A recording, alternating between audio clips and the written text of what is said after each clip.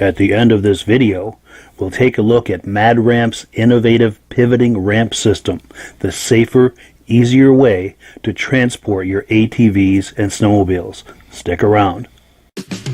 Before we begin, I'd like to give a quick shout out to our friends at the historic Lancaster Motel in Lancaster, New Hampshire. The Lancaster Motel has been serving snowmobilers since the 60s, and they are the perfect eastern trail riding destination for snowmobilers young and old. The Lancaster Motel is right on Corridor Trail 5 in Lancaster, New Hampshire, with plenty of parking for vehicles, sleds, and trailers. Plus, the Lancaster Motel is within walking distance of Crane's Snowmobile Museum, plus restaurants, shopping, entertainment, and more. Click the link in the description to learn more about the Lancaster Motel.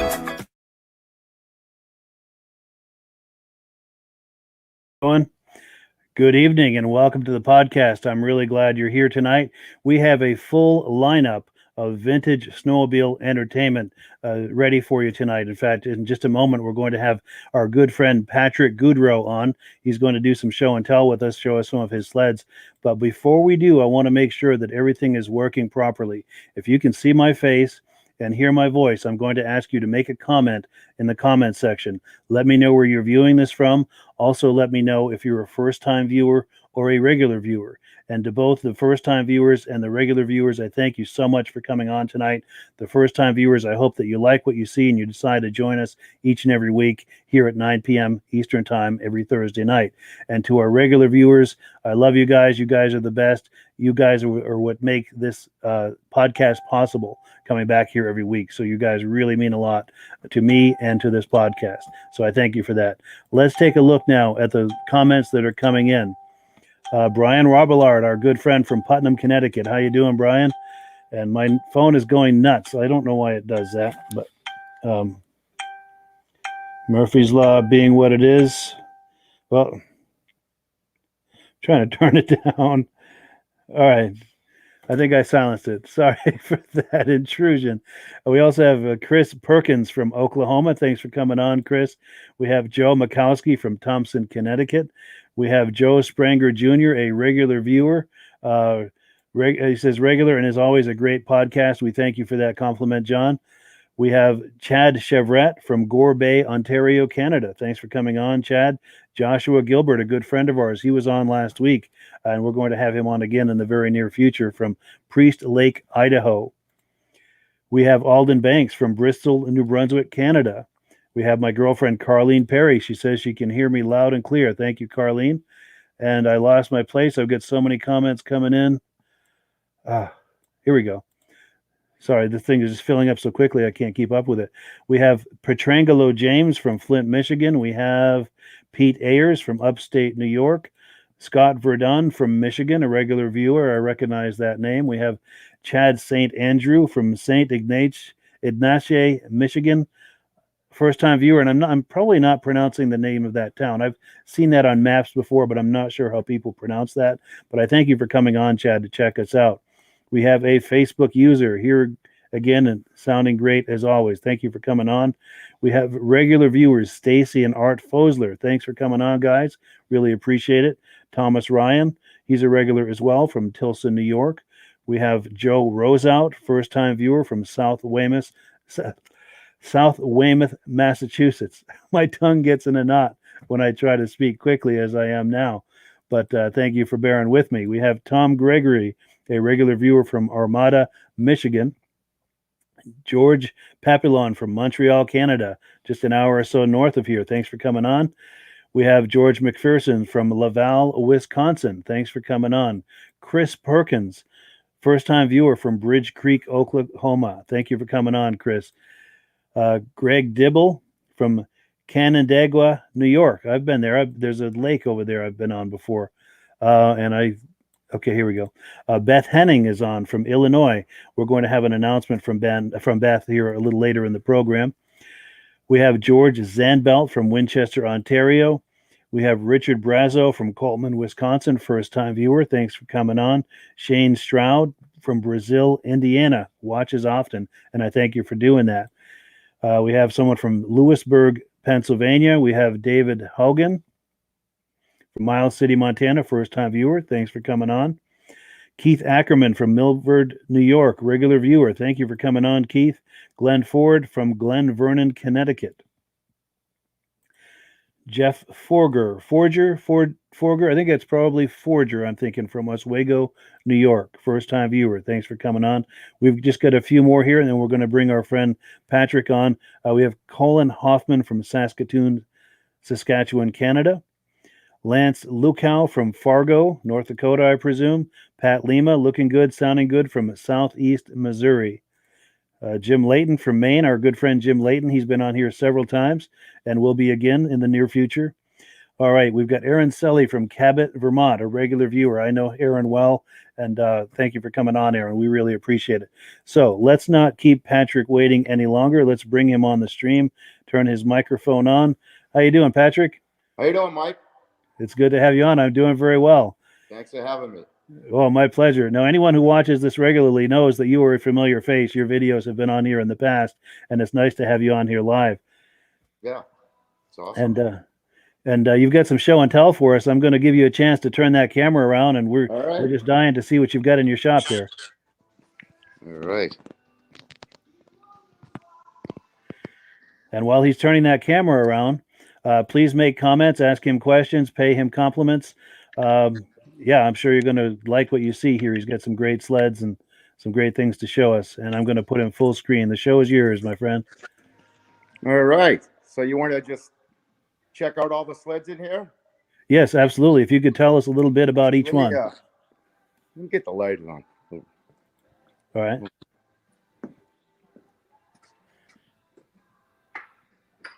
There we go. Oh, yeah, that's a big difference. That looks nice. Yeah.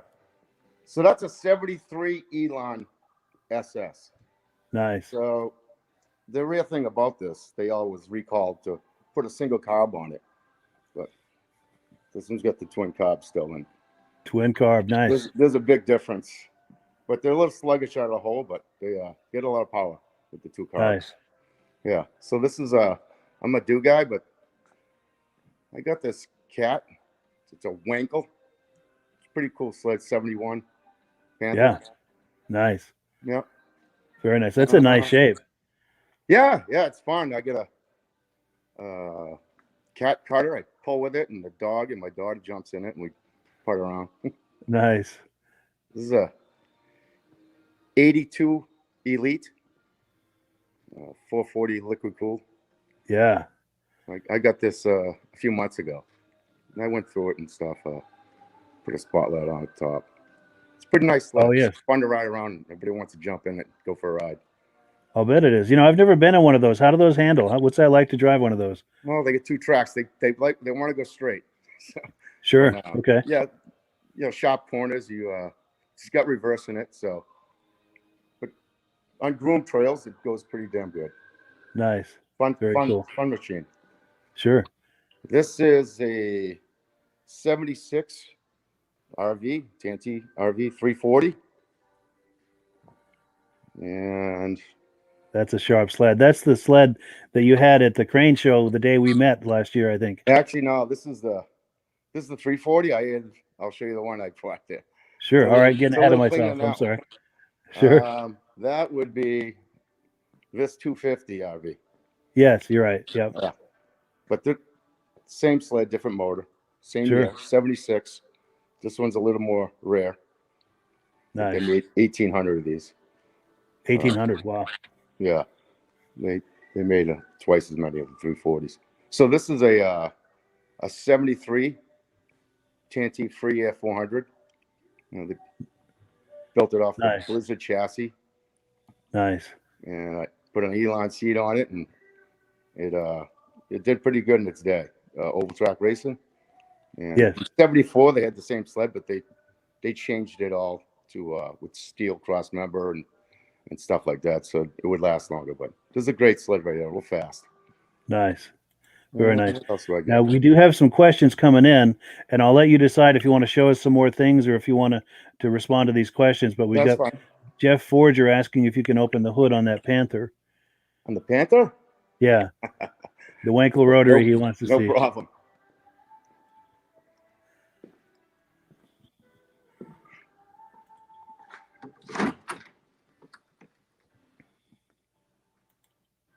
It's got leaves and everything in there. Nice. Very I cool. haven't run it this year, but I Yep. brought it in here because I was gonna get it going. Very nice. But that's it. That's cool. It's not very fast, but it's got a little torque on the bottom, so it's a pretty cool sled. Nice. So with the low end torque like that, does it make it easier in the powder? Make it a little harder to get it stuck? Yeah, it just trucks along like a train. It just goes. It goes Sweet. pretty good in deep snow. Nice. Yeah. Now, while you're there near the Elan, Jim Layton had a question about the Elan. He was wondering, is that the same motor that was in the 73 Silver Bullet 294 in that Elan? He's wondering No, about it's a that. 250. It's a 250. Yeah. So in 73, they did Silver Bullet Mhm. with the dual carbs too. Same exact carbs, but this 250, deep snow and stuff, it kind of floods itself out a little bit. Sure. So they recalled them. They put a single carb on them. But, Gotcha. Very Yeah. nice. And then Alden Banks is saying that he likes that 400 TNT Free Air, which I have to say that is a sweet machine. that's my favorite. Oh, it is. No, the 250 wins every prize, but this one never does. But this is my favorite right there.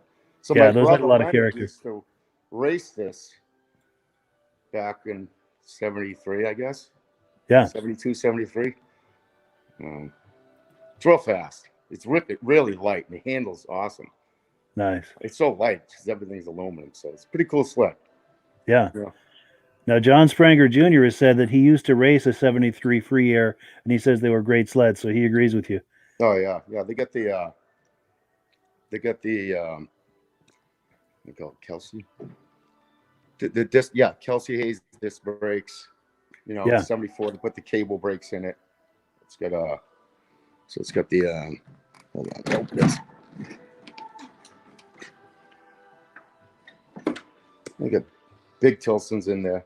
Yeah. So the cross members aluminum. Yeah.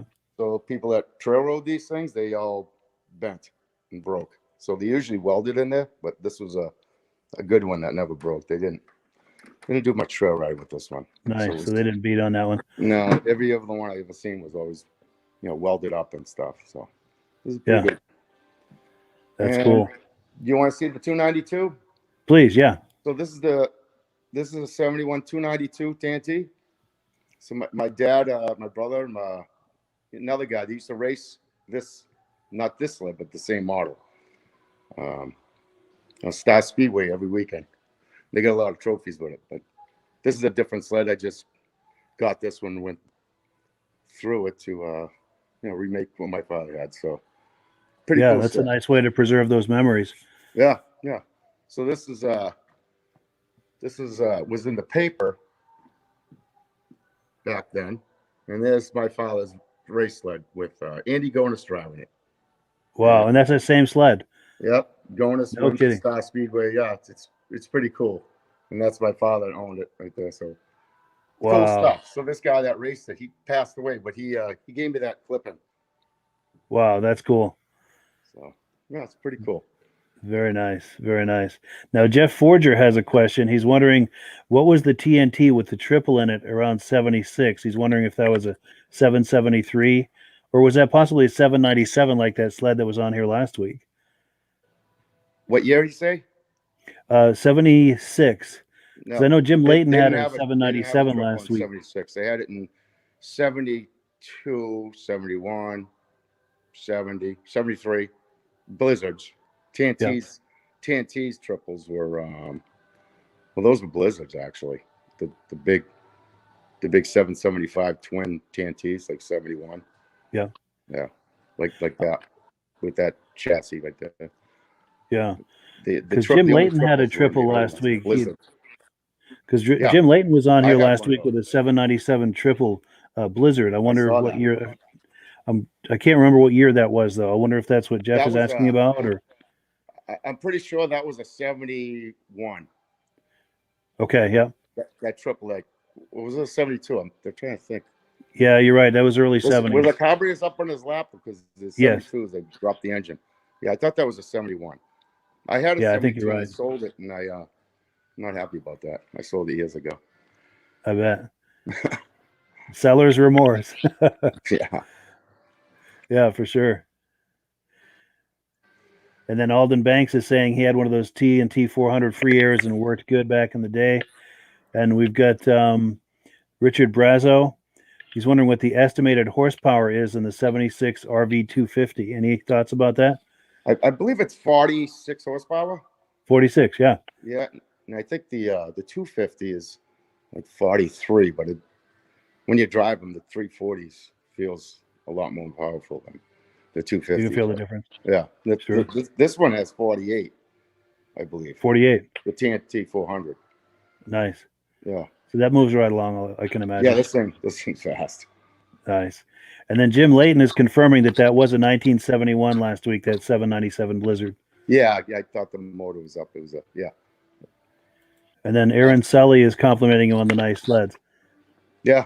A lot of work. I got these all. They weren't that good a shape when I got them, but we worked hard on them. Yeah, they're looking fine right now. Yeah. Now, in previous conversations, you'd mentioned that you'd done some racing in the past. I wonder if you could give us a few highlights on your racing history. Yeah, well, I drag raced. I started drag racing probably late 80s. Like, yeah. In the 90s, I started like getting real serious, traveling. And yeah, I stopped racing in 2013 or something like 2014. Yeah. Yeah, so I got up. So I raced stockers in the 90s. I got improvers. I built a bunch. So that's that was my Pro Stock 1000 right there. Oh, yeah, look at that. I won some national events with that. Yeah. Epping, Ohio Snow Bash. Yeah. I went to Canada and raced. That's another sled I built. Nice. Yeah, I built a bunch of race sleds and had a good time. Those trophies up above, are those from showing the sleds or racing the sleds or a mix of both? Or they're mixed in. Yeah. The plaques are mostly from the stock sleds I raced in the 90s, Northeast Grass Rags. The trophies are mixed, kind of radar runs and all the big races I won, like national events. I didn't get no trophies. Right. Got money and stuff, but money's always good. Yeah, I get some trophies from like Ohio Snow Bash. We got some trophies up there from them. Nice. Like, yeah, it was fun. Very cool. Now, can you give us a close up on that clock? What's that? Can you give us a close up on that clock? Oh, the old Rotax. Oh, look at that. I think it's He's like it's the early 70s. I don't know if it's a That's 335 Olympic motor or couldn't even be a 292. It was Wow. in the cellar. My father was a dealer, and it was sitting down there for years, and I put a little clock on the front of it. That's very clever. I like that. Yeah. Very cool. Now, your day job, Patrick, you have a small engine repair shop, and Yeah. I know you're in Massachusetts. I wonder if you could tell us the town that you're in, so if anyone's in the area, that they might try to patronize your shop if they're nearby. Yeah, Haverhill, Mass. We do lawnmowers and snow throwers. I used to do snowmobiles, but I'm too busy with mowers and snow blowers, so that's what I do now. Nice, Yeah. nice. And if Shops anyone, full of them right now. yeah. Now, if anyone's in your area that might want to contact you about having a snowblower or a lawnmower repaired, are you game to share a phone number in case someone might like Yeah, to reach you? it's 978-373-3431. Yeah, And we're 2 weeks behind. 2 weeks behind. Yeah, I bet this time of year with the snowblowers. Yeah, Yeah. We got a lot of snow this year. sure. Well, cool. Well, any final thoughts before we wrap it up? Or No, really. Thanks for having me on, though. yeah, it's definitely our pleasure. We appreciate your coming on. I know we've been talking about this for quite a while, and it's nice to finally have you come on. Actually, I'll show you one thing. So this sled right here, Yes. so this clutch right here is a Polaris design clutch that Skidoo bought the rights to. They kept blowing up, so they had recall. So they put the other Skidoo clutches back on. Gotcha. So they put another clutch on I there. think it's called a HP clutch, I believe. Yeah. Yeah. But that's it. Well, good deal. Good deal. We're getting a lot of compliments coming on. Are you able to see those on the screen? The compliments that are coming in? No, no. Okay. No. That's all right. We've got Joe Rosat was saying nice machines. We've got David Noon saying hi, Patrick. We've got David Hogan saying great show, loves the sleds. And David Noon is asking if you have any of Scott Gleed's sleds. Yeah. Scott Gleeds is at my shop right now. Oh, he is. Not this shop. Yeah. He was my best friend growing up. So that's his nephew, I believe. Oh, so David is Scott's nephew. He passed away a few years back from cancer. He was I grew up with him. That's me and him rode snowmobiles every day.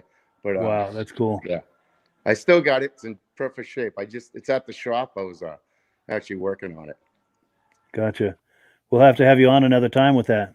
Yeah, it's the same exact thing as this one right here. We bought them together. Oh, you bought them together? Yeah, it's the same exact thing in this. The 340. Very cool. Yeah. Very cool. Yeah. Oh, and one last thing. I know in previous conversations we've had, you mentioned that when you were young as a child, your father had a dealership and had a few different brands that he sold. Can you give us the quick story on that? Yeah, in the 60s. Actually, there's an ad right here. So it's the same shop that I have now. So it was back in the 60s. He had right here. What's that? Stockcraft. Yeah. There's another ad. So that must have been Snow Cub. He sold Snow Cubs. Yeah. Yardman Snow Cubs. And I think there's a picture of you can't get a good view of it. But that's not Snow Pony. I forget the name. But then he got Skidoo in 71, I believe. And that was till 75. Yeah. Yeah. Nice. Good deal. Good deal. Well, yeah, I really appreciate your coming on, Patrick. All right. Well, I loved it. Thanks for having me. All right. Me too. All right. We'll catch up with you soon. Take it easy, bud. All right. You too, man. Bye-bye. Bye-bye. Well, that was a lot of fun. And I appreciate everyone making the comments for Patrick. That really made it special that we could have that interaction. So I thank you for that. Now, let's take a look at the schedule here of what's going on. Now, we were going to have Mike Mahar on. He's a heavy hitter in the vintage space. He's part of the VSCA. He does their publication, and he also is in charge of and organizes the Central Minnesota Pond Racing. But unfortunately, he wasn't able to make it tonight, so we're going to have him on in the near future. So I apologize for that, but we've not lost him. We just it's just going to take a little longer is all. But we do have a few announcements. Let's see. We have Dwight Miller sent me an email over the week, and he said he got back to snowmobiling and bought a very nice 1988 Panther 440. He loves the vintage sleds. Old sled for an old man looking to join a vintage club somewhere around Newburgh, Maine, if there is any. And he's wondering if we can help him out, steer him in some kind of direction for who might have some parts for his 1988 Panther 440. So the question I'm posing to you guys is: do you guys know of any vintage clubs in or near Newburgh, Maine, or in Maine at all? If you know of anything like that, please leave it here in the comments, and Dwight will be monitoring the comments to try and find that.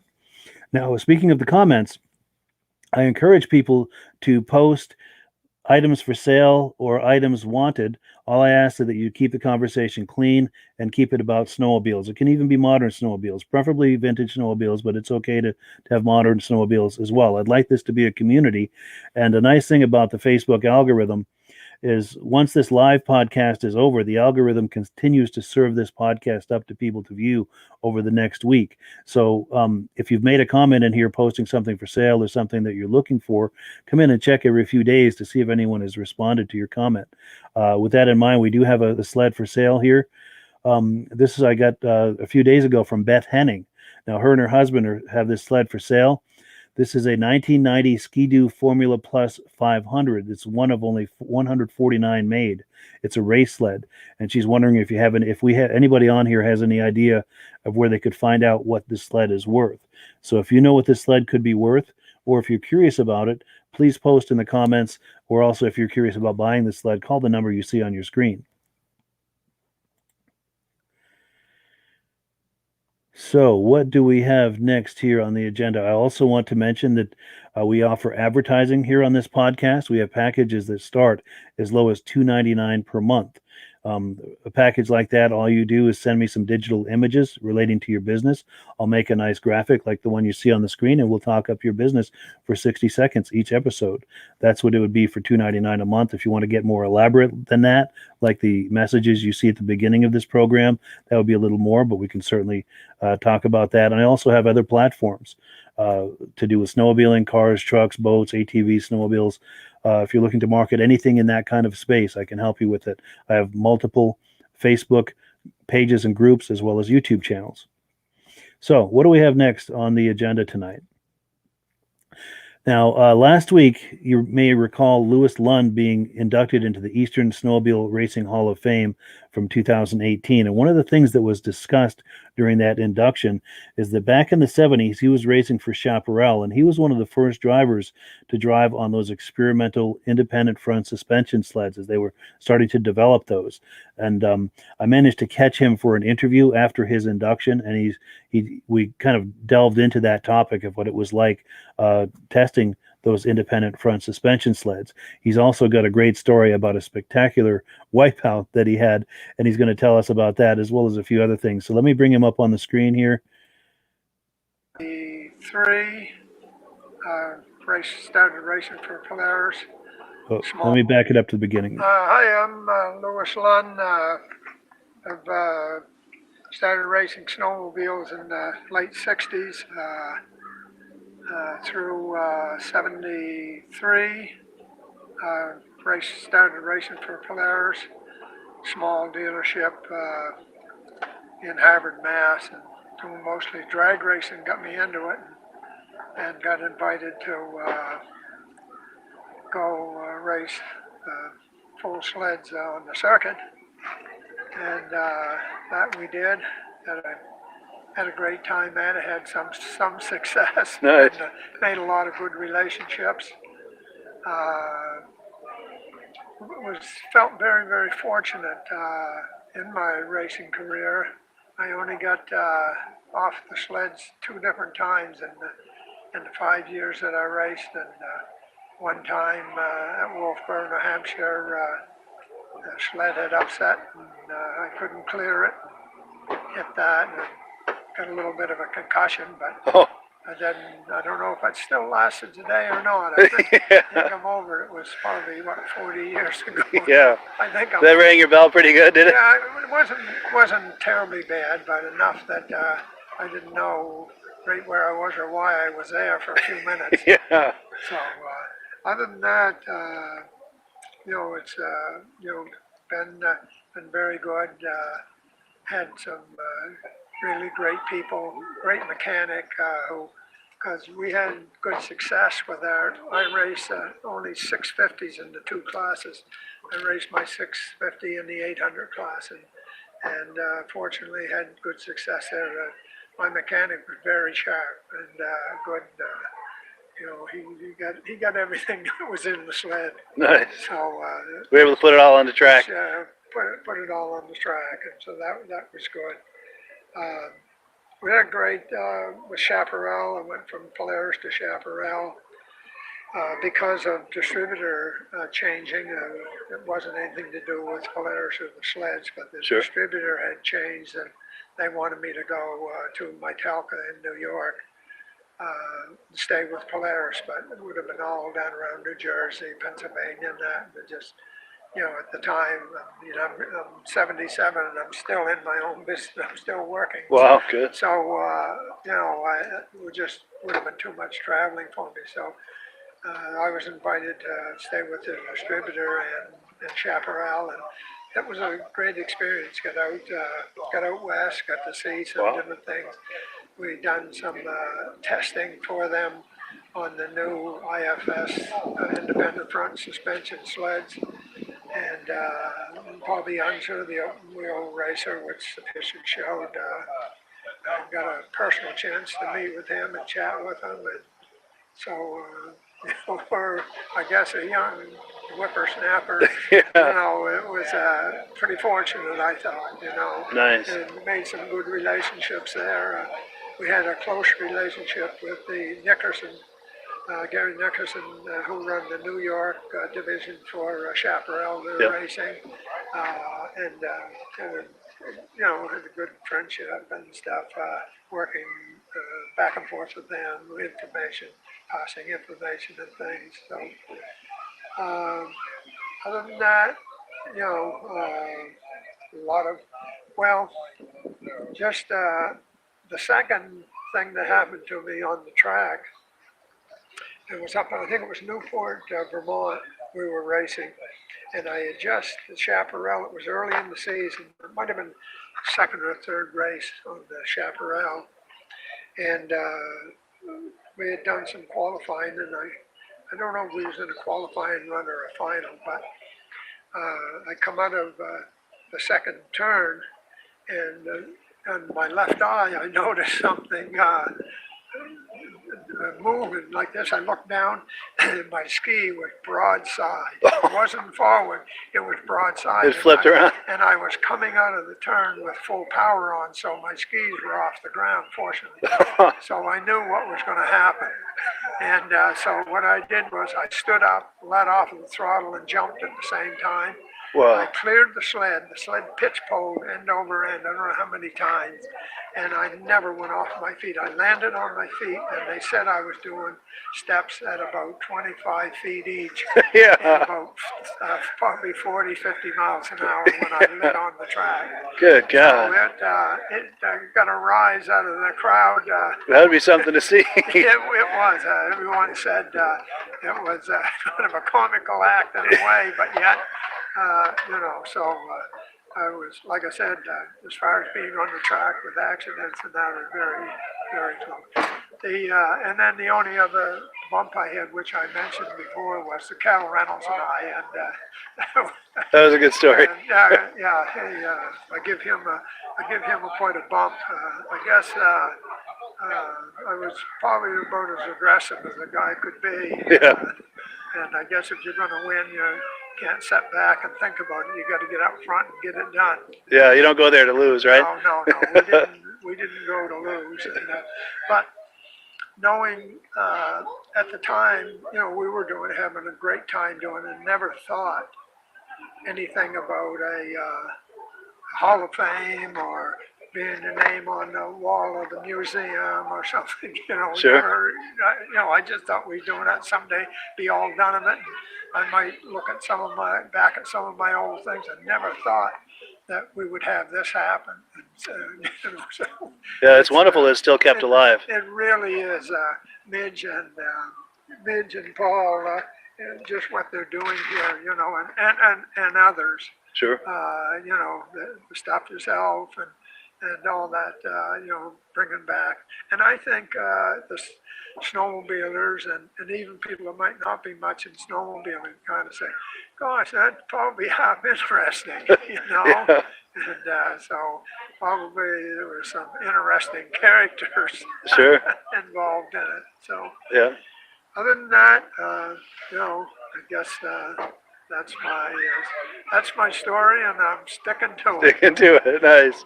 All right. Oh, one final thought. Do you have any memories or thoughts about those early IFS sleds? You were the one that tested some of those first Well, iterations of that, right? Yeah, yeah. They were so much quicker. You know, that the suspension, the independent suspension, I had it the first year before anyone else had it, and not. I don't know if you want to brag about it or not, but I guess I've heard it said that if it happened and you can do it, you're not bragging about it. Sure. But I had seen some movies that were taken, you know, when we were racing, and like when I had that IFS, the Chaparral, like the race would start and we come out of the second turn and around the corner, and I'd be halfway down the back stretch and they're just coming out, and you know, if you had like a quarter or half-mile track, within 3 to 5 laps, I'd be lapping everybody. The sled was just tremendous. And Must corner 100% better, I would think. Oh God, just, you know, I never hardly had to let off the throttle. You know? So even then, with the first early experiments with that suspension, you knew that was the future of snowmobiling? Oh gosh, yeah, absolutely. Sure. Absolutely was, you know, and well, they all went to it, so sure, it wasn't a mistake, that's for sure. Yeah. You know? And it was a way that every factory, you know, followed suit there. Sure. Somewhat. And I imagine the whole industry took notice of that when they started coming out with the IFS sleds. Oh yeah, I absolutely did. They knew everyone knew that was the future. Yeah. Oh yeah. Good. Very, very.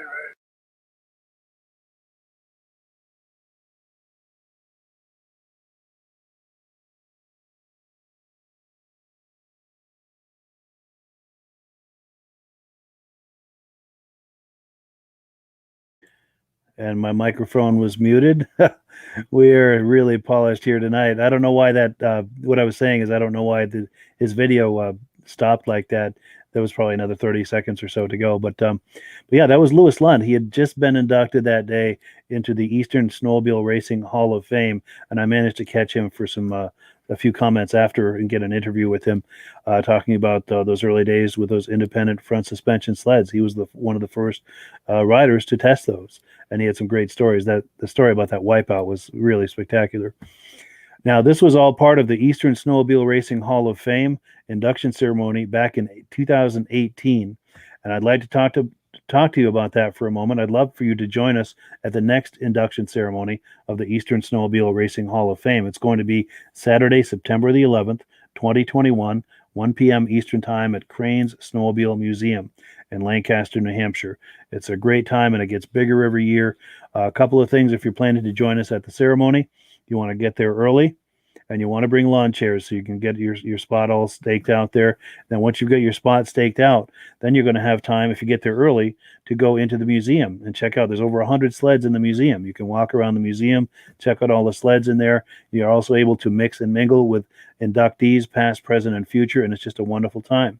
Now, if you're planning to come any distance for the induction ceremony for the Eastern Snowmobile Racing Hall of Fame, the best place to stay is just down the street, a short walk away at the Lancaster Motel, because that is where they have the after party after the ceremony. And it's just a short walk away from the museum and the ceremony. And once the after party winds down, it's just a few steps to your room, and you can call it a night, just like that.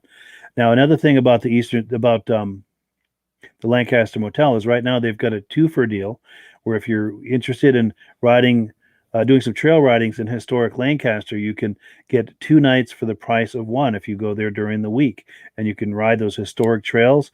Not many people know this, but Lancaster, New Hampshire was the first, how do I say this? The first snowmobile club in America is the Lancaster Snowmobile Club. So you can ride on some of the earliest trails that people ever rode on in the United States. And if you contact the club, they'll tell you what some of those legacy trails are, because they've had trails they've made since then. But some of those legacy trails do still exist, and you can ride on those. So that's something to consider. You're also a short walk away from the Lancaster Museum, so you can come do some trail riding, spend some time at the museum. There's a corner of the museum dedicated to the Eastern Snowmobile Racing Hall of Fame, so you can see the wall with all of the inductees on it. Now, if you are planning to come up for that, you want to call ahead to the museum to make an appointment, because it is by appointment only. So once you've booked your room at the Lancaster Motel, then call over to the museum and make your appointment for that. Now, last thing about booking this two-for deal that I'm talking about, two things you need. One, you need to have a valid card from a snowmobile club. It could be your local club, or if you're not affiliated with a club, you can also join the Lancaster Snowdrifters. And the card that you get from that club is something you can frame. You can show people for years to come that you were a member of the first snowmobile club in America. So for a small fee, you get something you can put on your wall, and it helps you get that discount. The other thing you need to take advantage of that 2-for-1 discount during the week at the Lancaster Motel is tell them that you heard about it from me, from Mike at VintageSnowmobileLovers.com. You can see my name at the bottom of the screen right there. It's hard to line your hand up with the camera. So tell them you heard about it from me, because the people at the Lancaster Motel and Crane Snowmobile Museum are all good friends of mine. So tell them that you heard about it from their friend, Mike at Vintage Snowmobile Lovers. Okay, so what else have we got on the agenda tonight? We have footage from Brian Robillard. Now, Brian Robillard was at the Hobbs Vintage Snowmobile Show in Ossipee, New Hampshire a couple of weeks ago, and he was kind enough to take some footage for us and shared it with us. So let's take a look.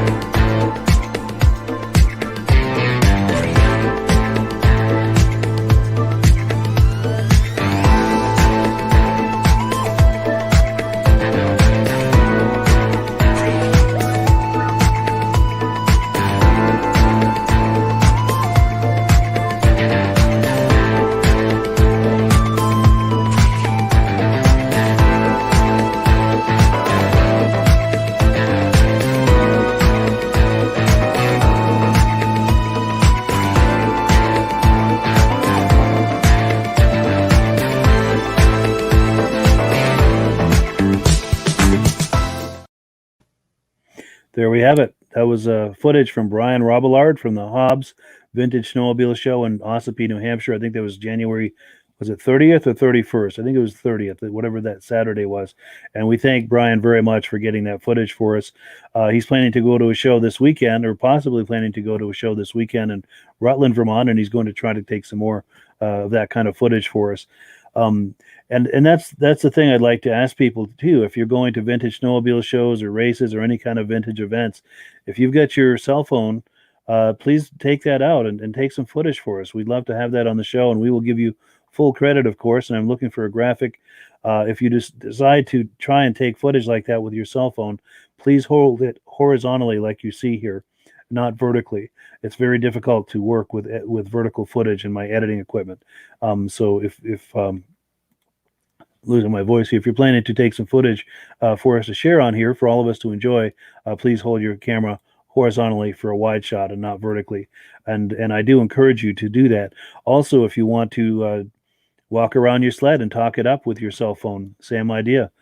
Just hold it horizontally for a wide shot, and I would love to share that on the program.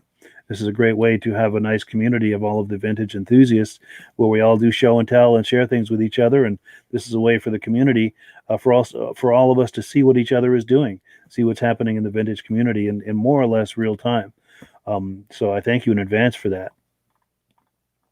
So next up, we've got an interview with Paul Crane. This is an interview I did with Paul back in 2017. Let's cue that up and let's meet Paul Crane. Yeah. My name is Paul Crane, and this is Crane Snowmobile Museum. And I started collecting, you might as well say, in 1961 machines. I've had most of these over 40 years. And I got started with Timberland Machines selling logging equipment for Bombardier, which Timberland Machines was the distributor for Bombardier. And in '58, Armin Bombardier called my boss up, Bob Bottoms, and said they had a new product they want us to look at to sell. We went up to Valcourt. It was a Skidoo similar to the 60 and 61, but it was a wooden side frames and everything, steel with wood sides, and it was a prototype. And I rode that down down the Main Street, which was in Valcourt, which was all gravel at the time. Wow. And that's how I got started. Then we came back and we tried selling them. And we only brought one into the States in December 5th of 1959. And it was a serial number 60-22. Wow. Which is the first one in the United States. And I rode that all over the place here. And of course the skis broke. They were made out of wood. Oh, wow. And later down the road, they came out with the 61, and that had some wooden skis too, same style, with a 7-horse coal on it. And up in Canada, they had at first they had the J-Lo motor on it. And but down here, we put Kohler motors on the machines. The motors were shipped from Wisconsin, and we put the Kohler motors on the Skidoos, which were 61 Skidoos. And we sold, Timberland sold them Nice. to the dealers. But that was a popular item in these parts. Oh, yes. Yeah. Good. The first time we had the 61s riding in this field here beside us, these people would stop in the cars just to look because they'd never seen anything like that. I'll bet. Yeah. Yeah, no doubt. That would stop traffic, I bet. I sold one of them to one of my friends, which was a trapper at the time. We went way up in the Phillips Brook and the Colebrook area and everything, and you know, nobody look at the tracks and what the devil's that? You know, nobody is up there unless you snowshoe. Sure, and see the tracks on the ground. Yeah, That's wild. yeah. So Good. it's been interesting. I'll bet. For a lifetime. Yeah, that's you got in just at the right time. Right. You experienced the whole Yeah. So, the whole episode, the whole ride of it. right. Well, good. Yeah, so that was Paul Crane. What an amazing guy. He was there from the very beginning. As you saw in the interview there, he was the first American in the U.S. or Canada to ride a Ski-Doo snowmobile. He rode the first one that was imported into the U.S. and also the company he was working for at the time set up the first dealers in the U.S. for Ski-Doo snowmobiles. So he was there at the very beginning. And that's you heard me talking a moment ago about the Lancaster Motel, how you can book your room there, get a 2-for-1 deal during the week, and you can also go down the street just a short walk away to Crane's Snowmobile Museum. That's where he was. That's Paul Crane of Crane's Snowmobile Museum, and you can make an appointment. It is by appointment only at the museum. You can make an appointment to meet with Paul Crane himself and hang out with him and ask him questions about those early days in 1959 when he rode the first Ski-Doo in the U.S. and in Canada. Heck of a guy, and he's got quite a museum there. So what else have we've got? We've got some footage of a 1973 Ski Rule 440 RT. Now this is footage that was shared to me by, I think it's the Vintage Machines YouTube channel a few years ago for another project I was doing, but it's really cool footage of a nice example of one of these ski rules, and there's some cool footage of him riding around with it. Let's take a look.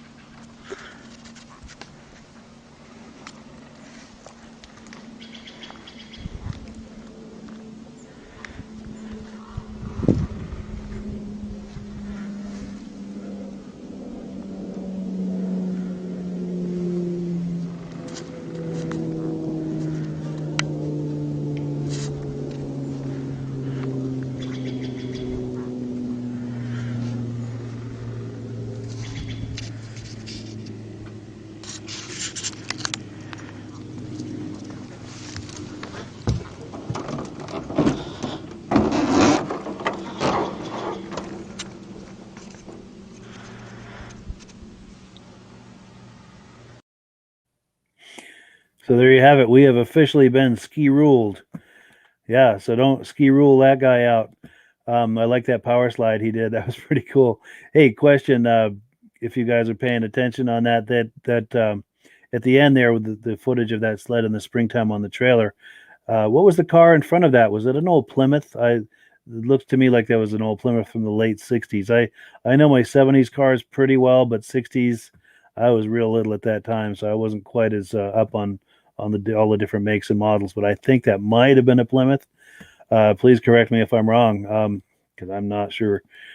But yeah, one last thing, we're going to have some footage here of an early '70s, early '70s Arctic Cat 340 Panther. But before we do, I have to apologize. I neglected to mention this earlier in the program. I wanted to give a shout out to our good friends at the Eastern Snowmobile Racing Hall of Fame, because we are simulcasting this podcast on their Facebook group for the first time tonight. The first time, but probably not the last time. We'll see how it goes over there. I'm sure they're going to be enjoying this. And if you're viewing this on the Eastern Snowmobile Racing Hall of Fame Facebook group, please make a comment and give us a shout out. We'd love to hear from you. Okay, so one last video before we call it a night. Let me find it here and get it queued up. This is also from the Cranes Vintage Snowmobile Show. I know I'm showing a lot of things from the Cranes Museum tonight, but that's just what I had handy this week. I've got plenty of footage from other places too, but this is what was handy. This is from the Cranes Vintage Snowmobile Show in February of 2017. This is an Arctic Cat that I saw that I really liked. These are my favorite types of cats. 72 is probably one of my favorite years for those vintage cats, because we had a 72 Cheetah when I was a kid. This is a 72 Panther, which is very similar. And yeah, let's take a look.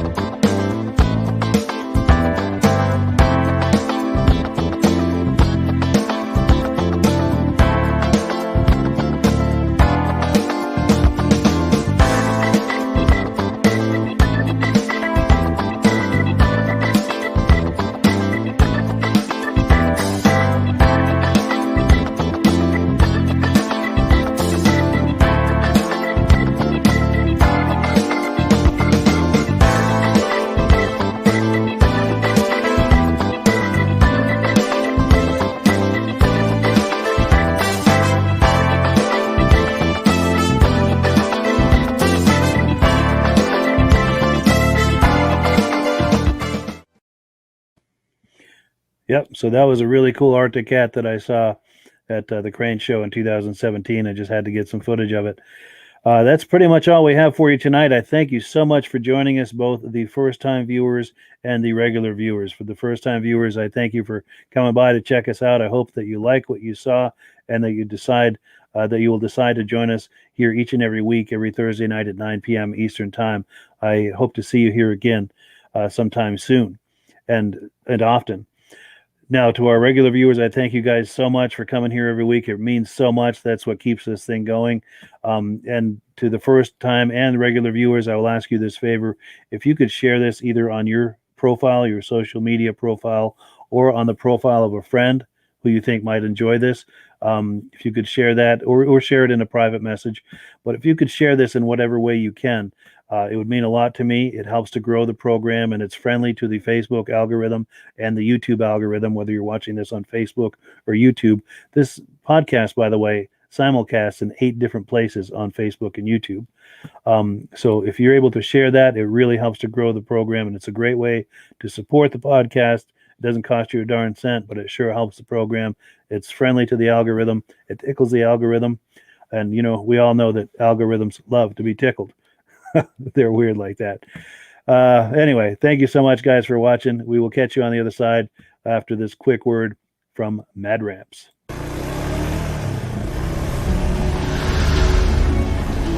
It's the ultimate combination of simplicity and ingenuity. The newest way to load, unload, and transport your ATV or UTV. The Mad Ramps Pivoting Ramp System. Made in the USA and engineered for strength and durability. Maneuver through tight places and over rugged terrain with plenty of ground clearance. No licensing, no ongoing maintenance costs, and no storage hassles like trailers. Won't slip or move like conventional ramps. Free up more cargo space in the bed of your truck. Securely connects to your truck's receiver hitch. Easily extends for safe loading and unloading. Seamlessly retracts for highway and off-road travel. DOT approved in all 50 states and Canada. Quickly disconnects in under a minute. A unique space-saving storage system. The MadRamp's Pivoting Ramp System. Go farther. Go faster. Go safer. When you order using the link in the description, I'll send you 3 free Vintage Snowmobile DVDs.